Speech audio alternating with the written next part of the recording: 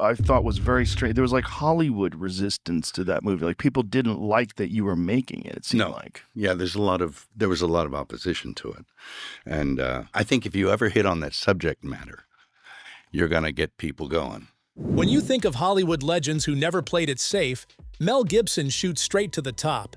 He's a Hollywood icon with blockbuster hits like Braveheart, Mad Max, and Lethal Weapon under his belt. But behind the fame, the awards, and the controversies is a man with a fierce devotion to his Christian faith. While the rest of Hollywood often avoids religious topics, Mel ran toward them fearlessly, unapologetically, and with a mission.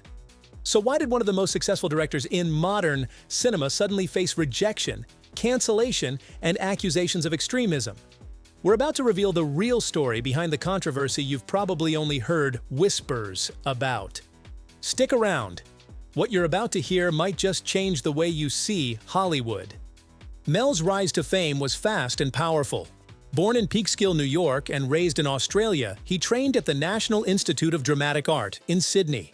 By his early 20s, he had already landed the role of Max Rokitansky in Mad Max, launching him into international stardom. Hollywood loved him, audiences adored him, critics praised him. And by the late 90s, Mel Gibson was not just an actor, but a director and producer with real influence. But that all changed when Mel decided to bring a project to life that had been burning in his heart for years. The Passion of the Christ, a brutal and emotional retelling of Jesus' crucifixion, was released in 2004 and the response was explosive. Mel funded the entire film himself with about $30 million, after every major Hollywood studio turned it down. They said it was too graphic, too controversial, too religious. But Mel didn't back down. He believed this story needed to be told, and he was willing to risk everything to tell it. When The Passion finally hit theaters, it shocked the world. Despite the lack of studio support, the film grossed over $600 million worldwide, becoming the highest-grossing R-rated film at the time and one of the most successful religious films ever made.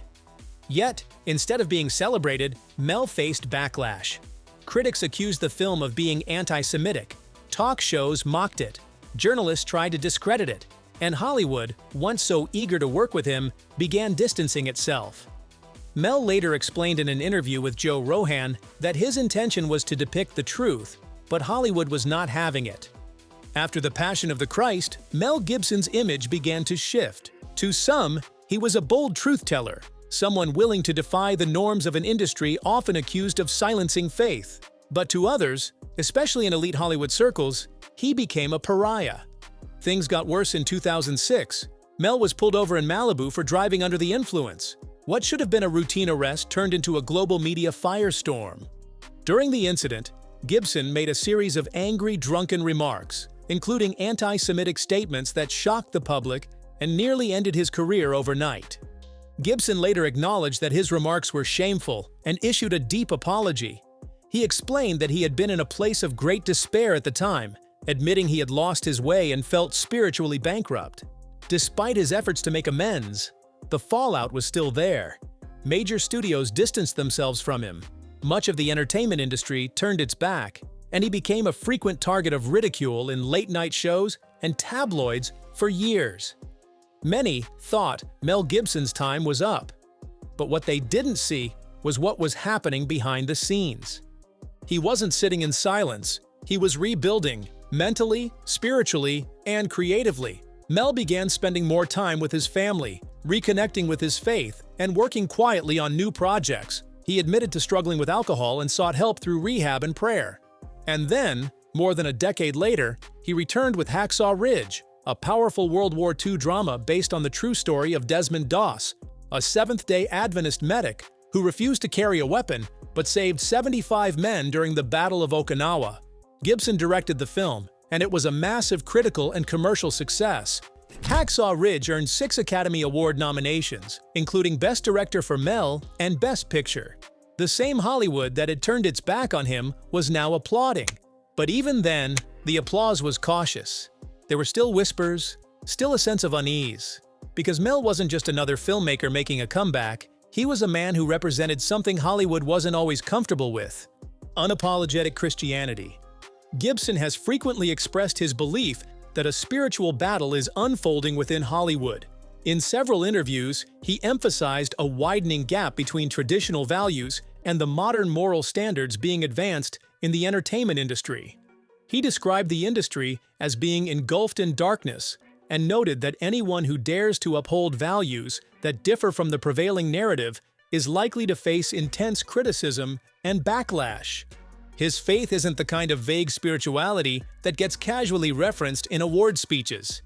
It's deeply rooted in traditional Catholicism. He built his own church, literally. In the hills of Malibu, Gibson constructed a private chapel where the traditional Latin Mass is still practiced. For him, faith isn't a brand or a phase, it's the foundation of everything. And now, he's working on the sequel to The Passion of the Christ, a film titled The Resurrection. According to Mel, this won't just be a retelling of Christ rising from the dead. It'll dive into spiritual warfare, the underworld, and what happened in the 3 days between the crucifixion and resurrection. He is once again working with Jim Caviezel, the actor who portrayed Jesus in the original film and who has also encountered criticism in Hollywood due to his openly expressed religious beliefs. According to Gibson, their goal is to produce a film that will become the most significant in cinematic history. While the claim is ambitious, Gibson's past impact on the industry suggests he has the potential to deliver on such a vision. What's even more fascinating is how The Passion continues to be referenced in Christian circles today. Churches still screen it during Easter. Pastors use scenes in sermons. Believers across the globe have described it as the most authentic representation of Christ's suffering ever made. And yet, the mainstream industry still keeps its distance. Is it because of the film's content? Or is it because Mel Gibson refuses to play the game? Let's be honest, Hollywood loves a redemption story, until that redemption is rooted in faith. Many stars have gone through scandals and been welcomed back after rehab, apologies, or time out of the spotlight. But when faith becomes the center of your comeback, the rules change. Mel's situation reminds us of something deeper. The tension between Christianity and mainstream entertainment isn't new.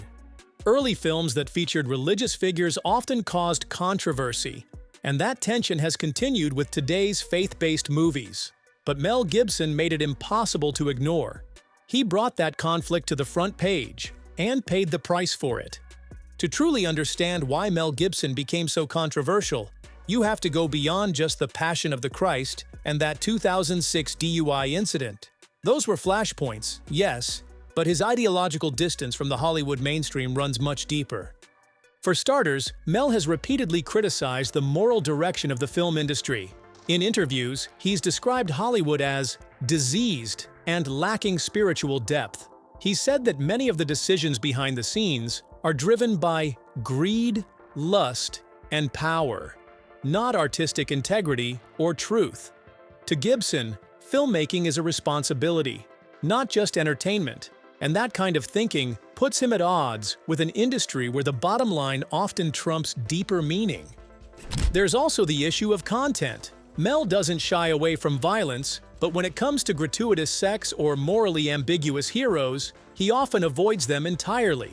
His characters, especially in films like Braveheart, Apocalypto, and Hacksaw Ridge, are often men who suffer for higher principles. They face death, humiliation, and betrayal, but they don't back down from their beliefs.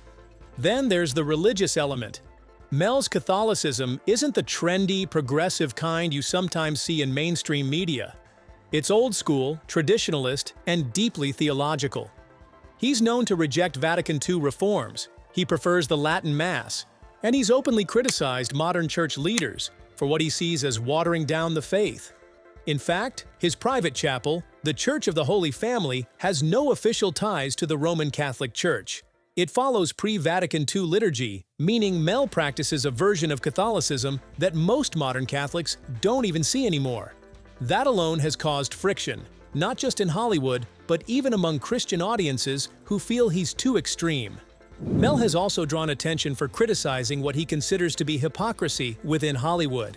In an interview with Variety, he noted that while subjects such as drugs, sex, and murder are widely accepted in the industry, any mention of God or morality quickly becomes controversial. He wasn't merely expressing dissatisfaction.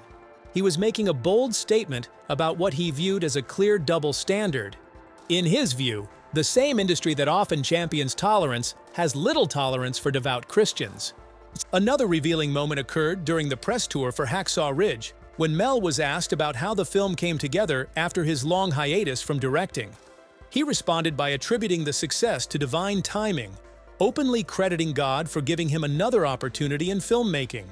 This kind of language, which is common in church settings, is often considered taboo in Hollywood press circles, where spirituality is typically seen as a personal or eccentric trait rather than a legitimate influence on someone's career. And let's not forget his casting choices. Mel frequently hires actors who share his values or who have also been sidelined by Hollywood. Take Jim Caviezel, who has said his own career was negatively affected after The Passion. Or even the technical crew on his films, many are veterans of independent Christian cinema. This is a deliberate pattern. Mel isn't just making movies. He's building an ecosystem for faith-based creatives who often get ignored by the mainstream. In 2020, during the height of political and cultural division in America, Mel posted a rare public message encouraging people to pray, seek peace, and hold on to truth. He didn't mention any party or figure, but the timing was enough to trigger backlash. People accused him of promoting a Christian nationalist message. All he did was quote scripture. Still, in the Hollywood context, that alone can be a red flag. There's also the way Mel uses symbolism. In The Passion, for example, there's a scene where Satan carries a disfigured baby, symbolizing twisted innocence and mocking the bond between God and humanity. That scene wasn't in the Bible, but it was deeply theological, rooted in Catholic interpretations of temptation and spiritual deception. Critics called it grotesque, but for Mel, it was meant to show that evil often wears an innocent face. That kind of intense and biblical imagery is something Hollywood rarely embraces. The spiritual warfare Mel depicts isn't metaphorical. It's real, visible, and terrifying. In his world, demons aren't just symbols. They're actual forces that corrupt society and individuals.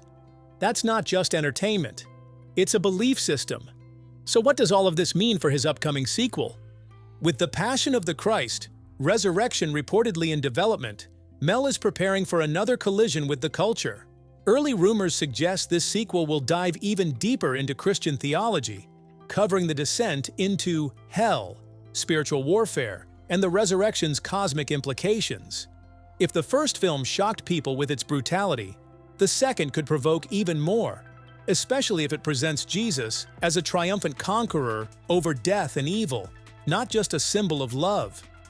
What are your thoughts on Gibson's clash with Hollywood? Is it worth it? Drop your thoughts in the comments section, and we'll see you in our next video.